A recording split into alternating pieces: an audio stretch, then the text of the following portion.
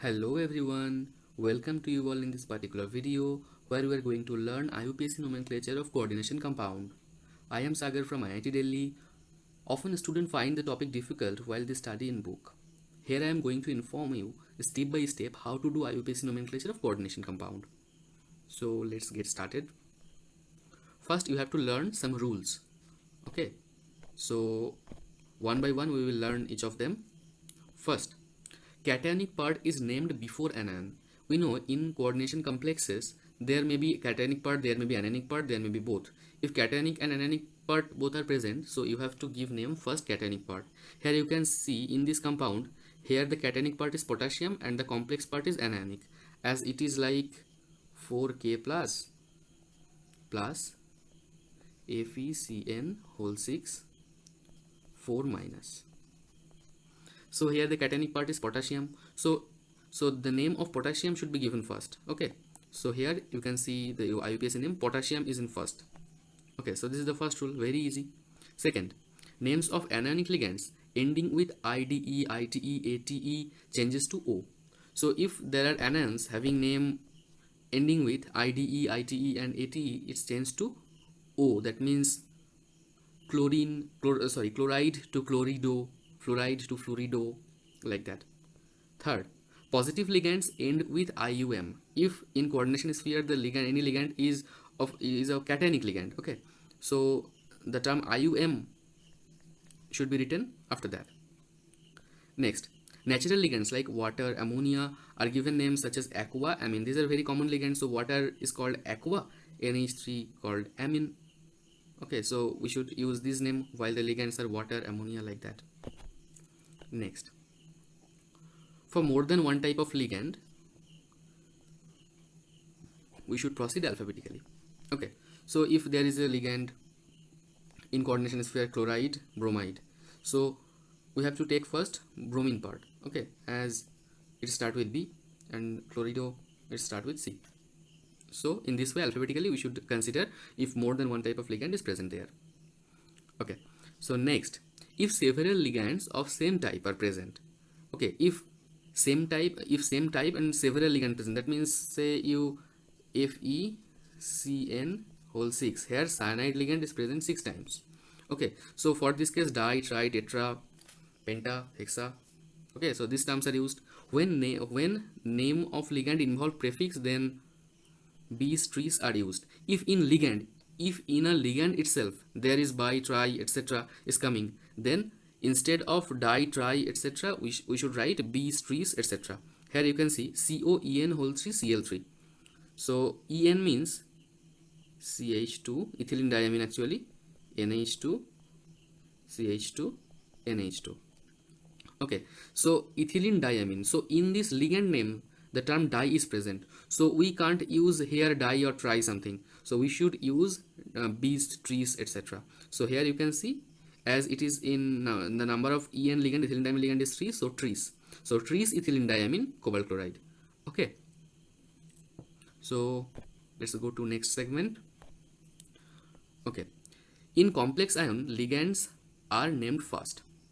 So in complex ion first we have to give the name. If cationic and anionic part is present, first give name cation and then anionic part. Here you can see that in complex ion ligands are named first. So first we have to give name of ligand, then central metal ion with its oxidation state, which should be written in Roman numerical. That means if oxidation state is +3, then we have to write in bracket like that, Roman 3. Okay, so we can see the example like that. Here K4FeCN6. Okay, here the cationic part is written first, then FeCN6. See, the ligand part is written first, hexacyano, and then the metal, and its oxidation state. Here should be written its oxidation state in bracket. Okay, so in this way it is written. Next, if a complex ion is cation, then the name of the central metal ion remains the same. If my complex part is cation, that means we saw the example K4FeCN6. Here the complex part is FeCN6 4 minus, that is anionic. But here you can see Fe ammonia whole 6 Cl3. Here the complex part is Fe ammonia whole 6 3 plus. So it is cationic. Here the name of the metal or metal ion remains the same. That means it is iron. If it is anionic, then we were using ferrate. Okay. So if the cationic part is if the complex is cationic, okay, complex ion is cationic, then the name of the metal is remain as it is with its oxidation state. Similarly, you can see here COCl ammonia whole 5 2 plus. So it is a cationic complex. Then you can see ammonia chlorine. So we know that ammonia is we have two different type of ligand. So one is ammonia, one is related to chlorine or chlorido. So ammonia alphabetically comes first. So first we are writing pentaamine. Then another ligand chloro. Then metal cobalt. Then 3. Okay, similarly you can see for the next few examples. Next, if the anion is complex. So previously we saw that if the cation is complex. So here if the anion is complex, then the name of the central metal ion ends with ATE. But if the complex is cationic, then the name of the metal remain as it is. But if the complex is anionic, okay, then the name of central metal ion ends with ATE. But you can see ZnCl4 2 minus. First we have to write ligand, so tetrachloro, and then metal, as it is the complex is anionic. Here you can see the 2 negative, that means complex is anionic. So with the name of the metal we have to add ATE, zincate, not just zinc 2. Okay, so here you can also see here this part is complex part and the charge is 4 minus, as here it is 4 plus, so overall here charge will be 4 minus. Okay, so overall the complex is anionic. So first give name to ligand, hexacyano, then Fe. Fe means iron, that will be ferrate. Okay, ferrate 2. And we know that first we have to write the cationic part name, that's why potassium. So lead, it will be plumbate, gold will be aurate, okay, iron will be ferrate, aluminium will be aluminate. So last you can see here ATE is added if the complex part is anionic. It is very much important if the anion is complex. Okay, that's for this case. Here you have to add ATE with metal, but if it is cationic, then nothing to add. Hope it's clear to you. Next, naming of ligand.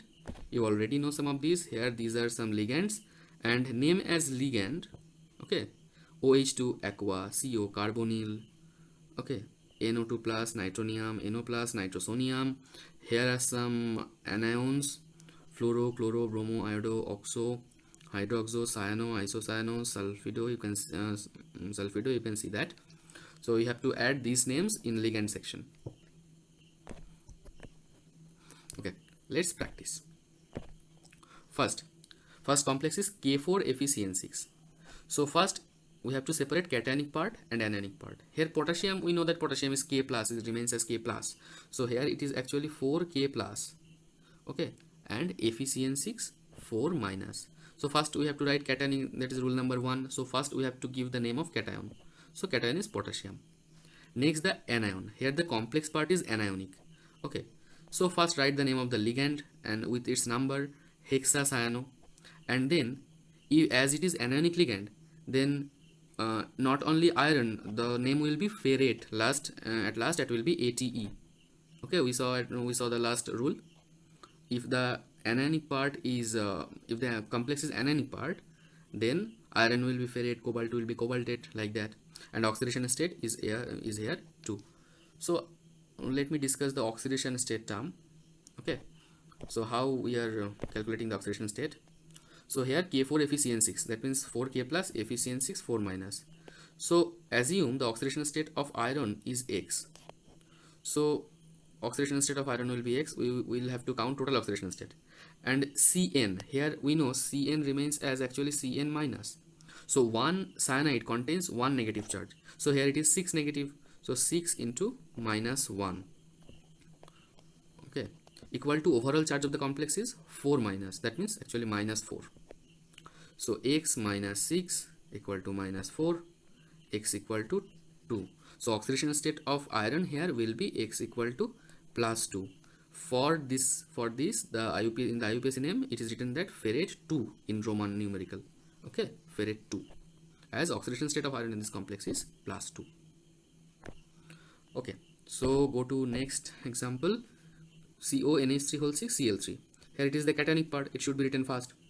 So in cationic part, here the ligand is ammonia and 6 times, so hexaamine.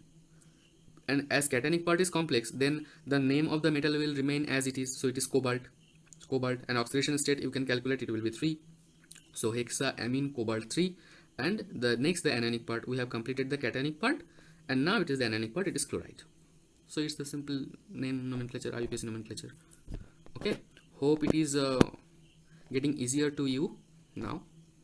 Okay, let's go to some more examples. FeNH3 Cl3, we saw the name here. COCl ammonia whole 5 2 plus. Here it is the cationic complex.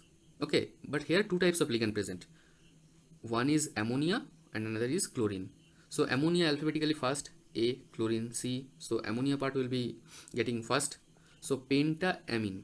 Okay, so alphabetically as amine, A comes first. So first pentaamine. Next part chlorine, it will be chlorido. Then as the complex is cationic, then the name of the metal will remain as it is. So cobalt, and here the oxidation state you can calculate in the same way, it will be 3. So it is the IUPAC name. For other ligands, for other complexes, you can check and you can try yourself. Okay, so write in your copy the name, just the structure of the complex, and you try to give the IUPAC nomenclature and then match with this. Okay, so let's do some more practice. Okay, here ZnCl4 minus. Here the complex is anionic. So first we have to write the ligand tetrachlorido. Okay, Cl chlorido ligand is as ligand its name is chlorido. Okay, so chlorido, it is 4 times, so tetrachlorido. And zinc, as the complex is anionic, then zinc will be zincate.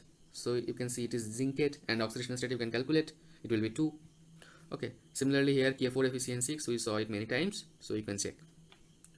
Here K2PtCl6. Here the first cationic part is potassium, so we are writing potassium. Then another part is anionic, that means here it is 2 negative charge. Okay, PtCl6, Cl6, 2 negative.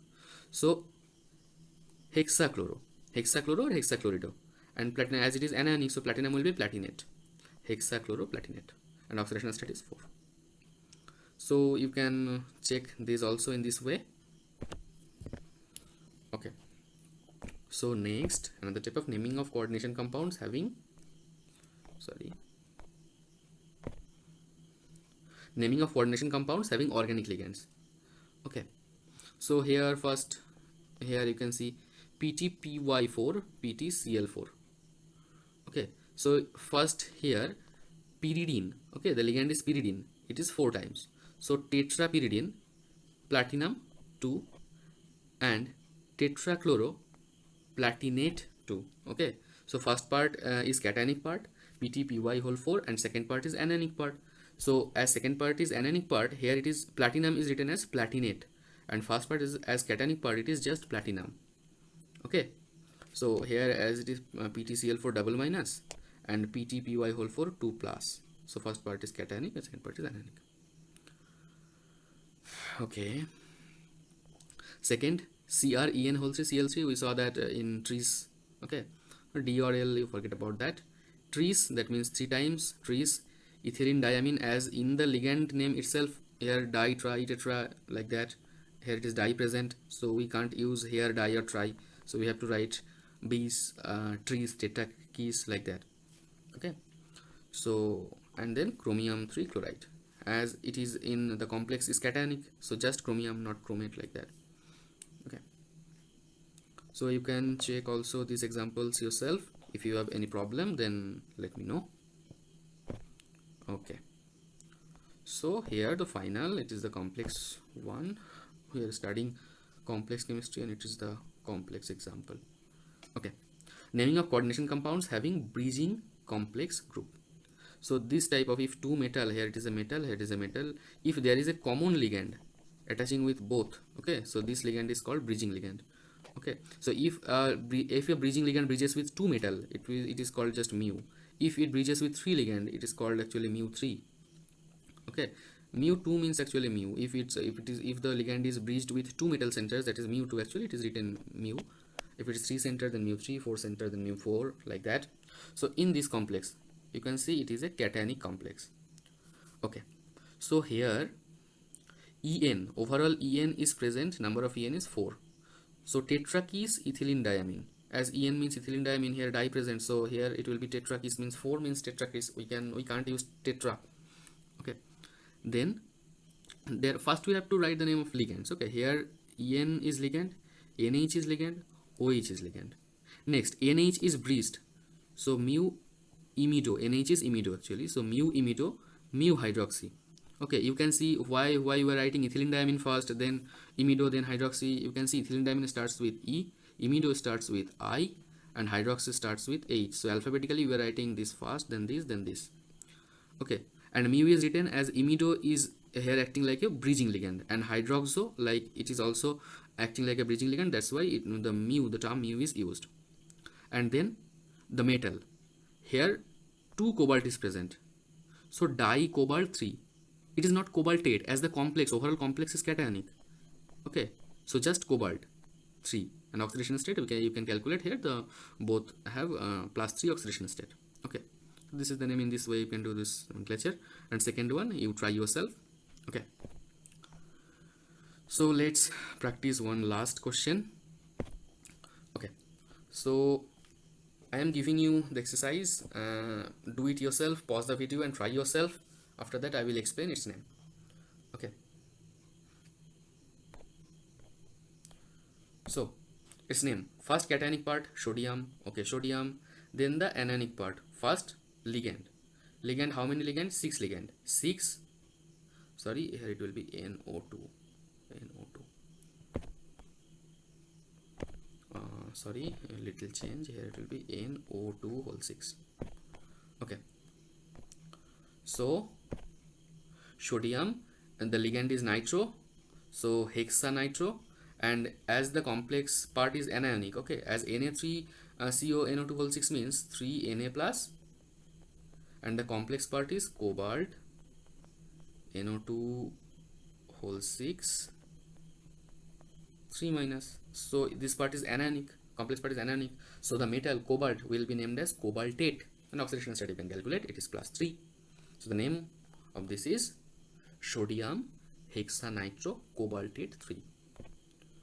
Hope it is clear to you all. Thank you, and subscribe if you get benefited with this video. Before ending, I have a small request to you, that there is a playlist named Stereochemistry, link is given in description. You can learn stereochemistry tips and tricks from there very well. Thank you.